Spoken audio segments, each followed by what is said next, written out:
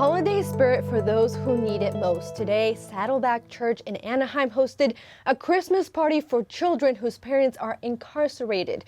The free event included caroling, family Christmas photos, a live nativity scene, and a raffle. Families were also able to take home a donated box of groceries.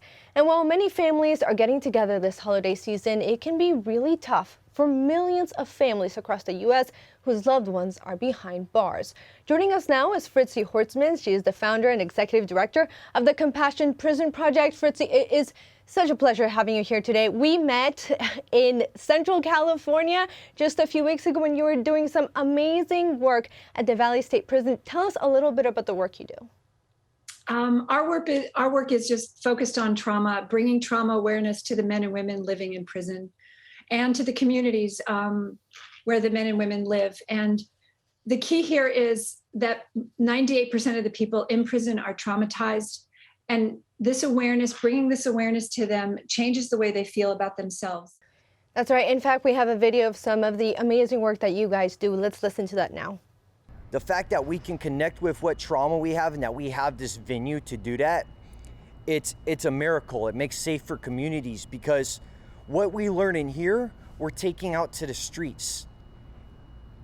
When we get out to the streets, we need to be connected with who we are, our spiritual nature, who we were as a child, who we were meant to be.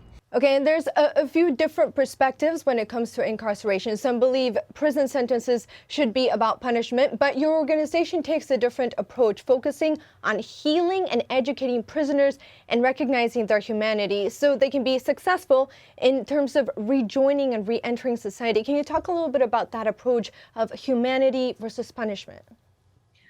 We have an opportunity now. The society is aware that there's too many people living in prison. We need to course correct.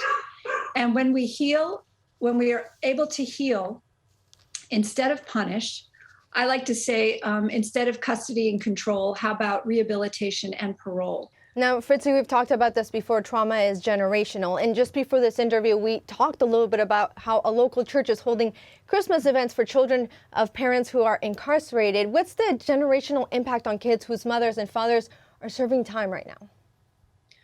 Well, if you've ever heard of the adverse childhood experiences, which I believe you have, that's one of the ACEs, having a parent or someone in the household going to prison. It's a devastating thing. It brings shame. And it actually brings a lot of stress to the family. So these kinds of, that organization that is putting on that event for the families, it's a way of really making them feel like they're not bad people. And honestly, I think all of us have to recognize that we're all included in the rehabilitation of our society.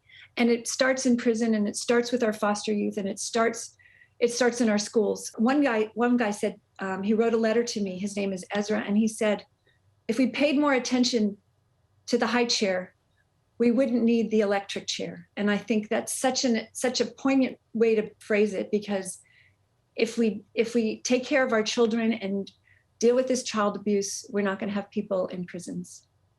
Fritzi Horstman, founder and executive director of the Compassion Prison Project. Thank you so much for the work you're doing, and thank you for joining us today. Thank you so much, Catalina. Take care. Thank you.